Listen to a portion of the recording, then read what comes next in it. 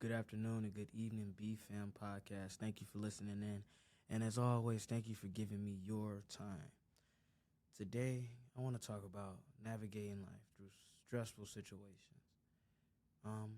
I'm in a stressful situation myself, so I come out here to share with you guys so you guys know that you aren't alone when you're dealing with stressful situations. But yeah, so being in college, it's a lot that goes into it, and it may seem easy over the internet, but it's actually pretty stressful if you let it get to you. Teachers don't really care about how much work is stacking up on you. They'll give you an extension, but you're not always guaranteed that extension, and then you don't want to rely on having extensions. So what you want to do is learn how to manage your activities. Activity management is one of the most important things that any of us can do. Time management, I don't like to use that because managing time, it's damn near impossible because we can't control time, but we can control our activities. So, for instance, I got a midterm on Monday, a presentation on Tuesday, and I got to register for classes on Wednesday. I got a week to prepare for all of this, so how do I do it? Well, what you want to do is you always want to start early. Stay ahead of the curve. As long as you can stay ahead of the curve, I feel like anything is manageable. So what you want to do is you sort of want to plan it out on how you're going to do it. And then once you plan out whatever you're about to do, you gotta keep that promise to yourself, because if you just one task short or one day late, you may send yourself into overdrive later. So you want to do yourself the favor right now of preparing for stressful times, right? Another thing you can do is mindful meditation and stuff, man. It's important to control your breath because your breath is what regulates your body.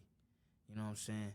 So if you're hyperventilating, your heart rate is going insanely fast. It's going. But if you know how to regulate your breath, your heart going. You know what I'm saying?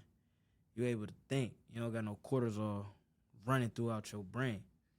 So learn how to meditate, regulate your breath, and when these stressful times come through, you'll be fine. You know what I'm saying? Let me say fast.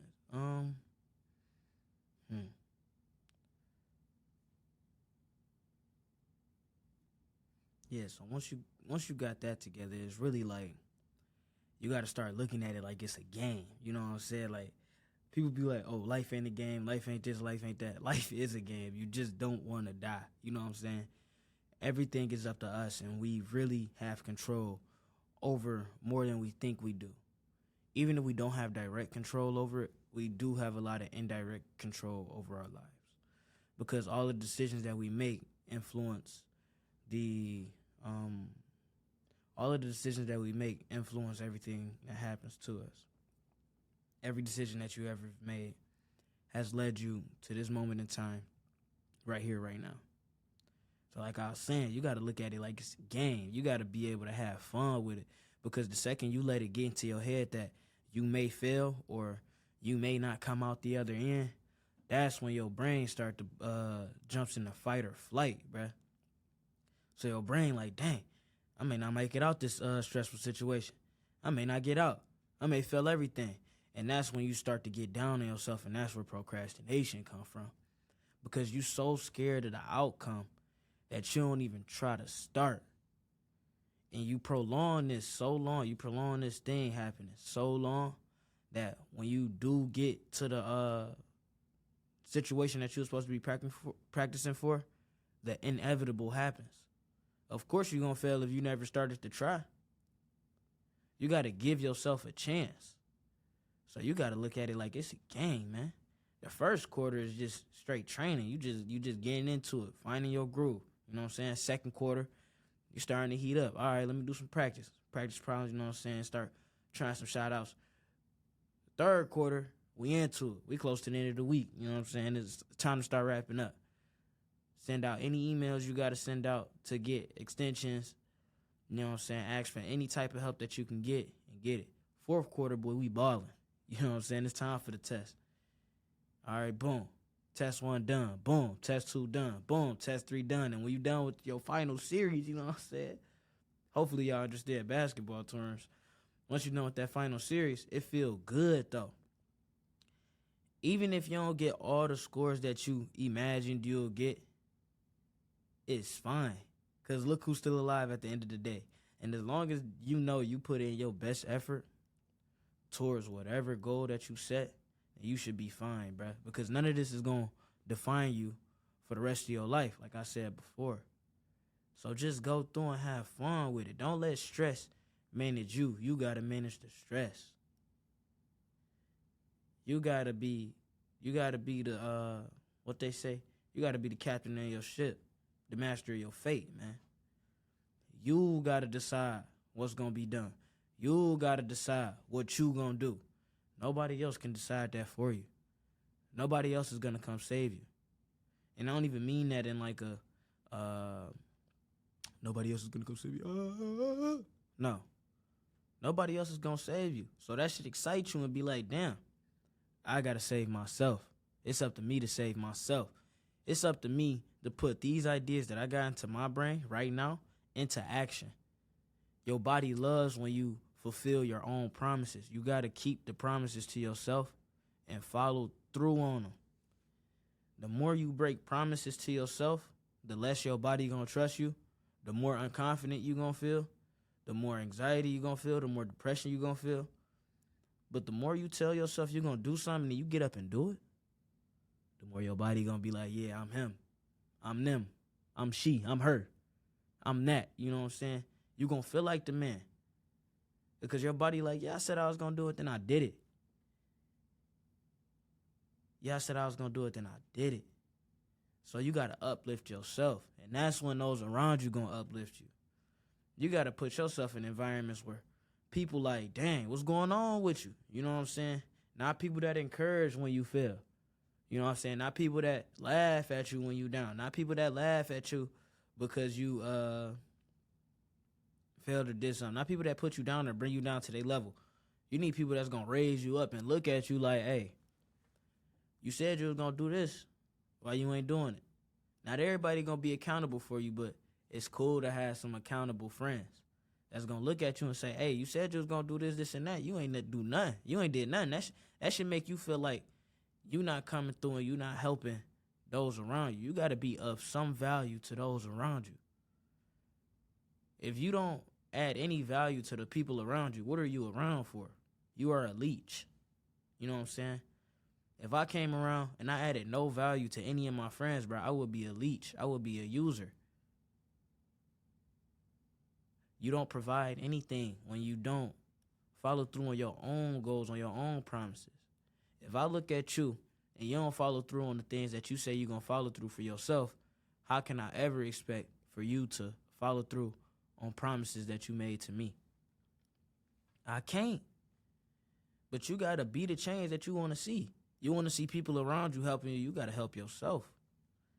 You got to be the one that's like, all right, I ain't going to take this shit no more, man. This ain't me. I got to get up and get active. All you got to do is start. And that's the hardest part, is start. I know it seemed like the easiest, like, oh, all I got to do is this, this, and that.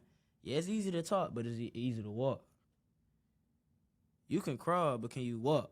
You can walk, but can you run? You know what I'm saying?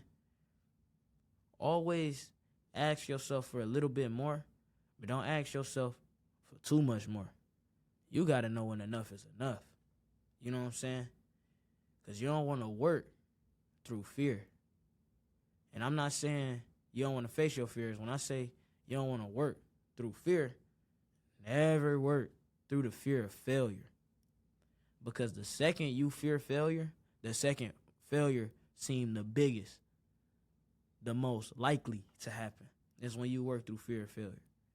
Because your fears got this crazy thing where they like to amplify themselves when they know that you scared. It's almost like the It movie. If you watch the It movie, you know the clown get big as shit. When you scared and he get more scared, you know what I'm saying? The more he feed on your fears, your mind will play it. Your mind will amplify your fears to stop you from doing what you want to do. It's called resistance. Your mind will do this to you. You got to make your mind your friend. And the only way to make your mind your friend is by keeping the promises to it. Talk to it. Talk to yourself. It may seem crazy, but like, I'm telling you, a lot of the greatest people that ever walked this earth, bro, I'm sure they've talked to themselves, bro. You're not insane for talking to yourself. You're not schizophrenic for talking to yourself. I think you insane if you don't talk to yourself. If you can't fuck with you, how I'm gonna fuck with you? You know what I'm saying? It's all up to you. It's all up to you, man. And it's all about the tricks that the devil will play on you, man. I'm not gonna claim I'm the realest or the biggest religion person, but I will explain what I'm talking about in the terms of how I understand the devil and how I understand God. Now listen. Heaven and hell seem like it's two things that are experienced after we die. And this may seem like an in-between space, but check me out. We can choose to be in heaven or hell right now. Our vibrations are what depict if we are in heaven or hell. The height of your vibration represents the type of life that you live. If you got high vibrations, you're going to go to the higher power, which is heaven. If you got low vibrations, you're going to go to the lower power, which is hell. Is you hearing me? And when you in these states, it's almost, heaven and hell is like a habit, bruh. Once you in it, you in it. It can be destroyed, but over time. It's easier to be a part of both, because you just got to be the one, like I said earlier, you got to be the one to decide where you're going to be at. If you don't do any thinking for yourself, the devil is going to get you. The devil is your mind playing tricks on you. The devil is when you aren't your own friend. You are the devil, nigga. You are already in hell if you think you in hell. If you think you going to hell, you already in hell. And as soon as the devil find out that you don't believe in yourself, he gonna take you and he gonna grab you, and then he got you. You gonna fall into lust. You gonna fall into drugs. You gonna fall into alcohol. You gonna fall into partying. You gonna fall into not believing in yourself. And once he got you, he got you. Because you so down low, you so deep in them low vibrations, it's gonna be super hard to bring yourself back up. But check me out. You got to play it like it's a game. I'll put this in another term. The way you play it is, you like, damn, I'm down at halftime right now, bruh. So you got 2 quarters to fix it. You know what I'm saying? I'm not saying there's a certain duration to these quarters, but if you down at halftime, bruh, right? You got to go into halftime. You got to say, you got to believe it first. You got to want to win first. You got to put it in your head that, you know what? I'm not going to stay here. I'm not going to stay in these vibrations, bro. This is not me. This is not who I'm going to be for the rest of my life. That's the first part, bro. All you got to do is plant the seed, put some water on it, and the sun going to shine, and it's going to grow. So you going to halftime like, man, I ain't going out like this, right? You in these low vibrations. So you get there, you making a strategic plan. I'm going to eat better. I'm going to work out more. I'm going to read more. I'm going to surround myself by better people. I'm going to stop going out as much. When I do go out, I'm going to go do better things. You know what I'm saying? It's okay to go out, but go out to do better things, right? You write that game plan down. Like I said at the beginning of the video, bruh, you got to keep that promise to yourself. You got to go out and execute. So when the halftime buzzer ring, bruh, bzzz, you know what I'm saying? It's time for that third quarter. You got to go in killing. You got to go in slashing. You need to go on 50-0 runs. And you can't look back. Don't look back. When you up and you going up and you on the way up, don't look back, bruh. Because the second you look back, you start to miss that shit that you used to do. You like, well, I done did so much. It wouldn't hurt to just dabble in what I used to do. That's exactly what the devil wants you to think, bruh. And again, I'm not no pastor, man. I'm just saying, that's what the devil wants you to think. As soon as you look back and you go to grab at whatever it is that you used to do, that's when the devil got you. He gonna bring you right back down to them lower vibrations. And you know why? It's so easy for him to bring you down and you spent so long building yourself up because you didn't build a barrier to where he couldn't get you no more. That barrier is not looking back, bro. And I've been talking about a lot of negative. So let me talk about the positive. I already said how you get to the heaven part. Straight up. Read more. Eat better. Go out less. Drink more water. Spend time with friends. Go into nature. Feel yourself, you know what I'm saying?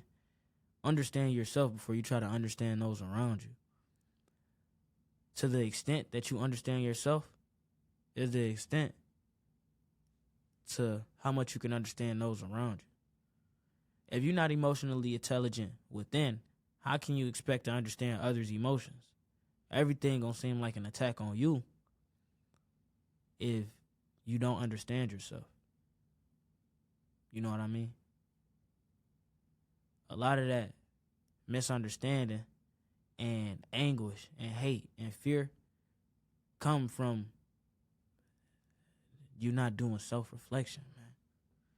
You got to go in and self-reflect. You got to go in and look at yourself and say, okay, where am I at right now? And don't try to paint yourself up either. Don't try to be like, oh, I'm the greatest ever. I'm this, and that. When you're doing self-reflection, you got to be brutally honest. I don't care if it look bad on you. I don't care if it look bad to yourself. You got to go in and be brutally honest with yourself and say, man, I'm fucked right now. I'm cooked. Because acceptance is the first step to greatness, man. Once you can accept where you at, once you can accept the circumstances that you have been faced with, once you can accept the cards that you have been dealt with, that's when the game begins. I would connect this to poker right now, but I do not know how to play poker. But I'm telling you, you got to look at the cards that you got and say, okay, there's nothing I can do to get rid of these cards because they were dealt to me by the universe, by God, right? Okay. And then you strategize how you going to play them. But you got to accept the cards first. It might not be the best hand of cards, bro. You might be born into poverty. You might be born into an abusive household. You might be born in the hood. You might be born in the suburbs. Look, hey, being born in the suburbs is not always a plus. So anybody in any circumstance that's not in the suburbs right now, don't be thinking that just because I'm born in the that somebody's born in the suburbs, right, that they got it better than you, bro. They don't. I done seen both sides. I understand both sides of the game now with the type of people I've been around. It's bad everywhere. It's bad everywhere. That shit don't just stop because of your circumstance, bruh. So look at the cards that you dealt and say, okay, boom, this what I got. It might not be the best, but this what I got, and this is who I'm going to play with. Always play with the cards that you was dealt. And when you play with them cards and you put them out, you get more back, bruh. You get a different set of cards. You don't always stay with the same set of cards. But you got to be able to go in saying, okay, this is what I'm going to do. This is what I got. This is what I'm going to use to win. And then when you get the more cards, you get the power-ups, man. You get the little power-ups. You're like, cool. Now I got more real estate to work with. Now I got more room to work with. But it all start with the acceptance first, bruh. Accept who you are and be who you are. The more you can be yourself, the more life will open up to you. The more your vibrations will rise. If you can understand what type of person you are, that's when you can change. You don't just change by saying, oh, I'm going to change. Nigga, how you going to change if you don't know what you're supposed to change? It wouldn't make no sense to be like, okay, I'm going to change clothes, but you keep the same outfit on and put clothes over your clothes. You know what I'm saying? It don't make no sense. You got to get undressed to put new clothes on, man. You have to get undressed to put new clothes on. You have to undress yourself. Diving into it. You got to undress who you are. You know what I'm saying? And once you undress that, you look at the set of clothes that you had on, you can go in the closet and pick the clothes you want to put on now. Now that you understood what you had on, you can go in the closet and pick something new because you're not putting on the same thing you had. Looking at the clothes that you just took off, it's analyzing, okay, this is who I was, and that's not who I want to be. Looking in the closet and grabbing a new set of clothes is like, this is who I want to be. This is what I'm going to put on. Boom, and you rock it, man. And then you go outside and you display it to the world. So if you feel like you're an artist, bruh, go be an artist. If you feel like you're a creative, bruh, go be a creative. Don't be doing stuff because it's like, oh, I don't got the money yet. Money should never be a factor inside of anything that you do.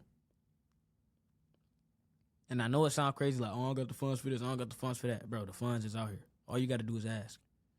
But you got to know what you're going to do with the funds when you get them. So just start. Don't ever let money be the issue. Money is tangible. Money is not out of reach, bruh.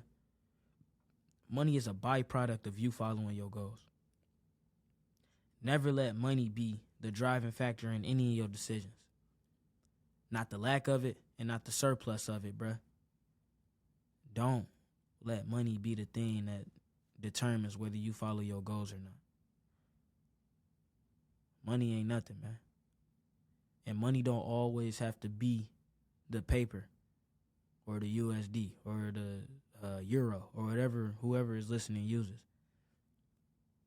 Money is a figure, man. Money is a symbol. It can be more than what we label it as. Think about that. Conceptualize that, bro. Tell me what you think. Thank you for listening in, and I hope you enjoyed this episode, man.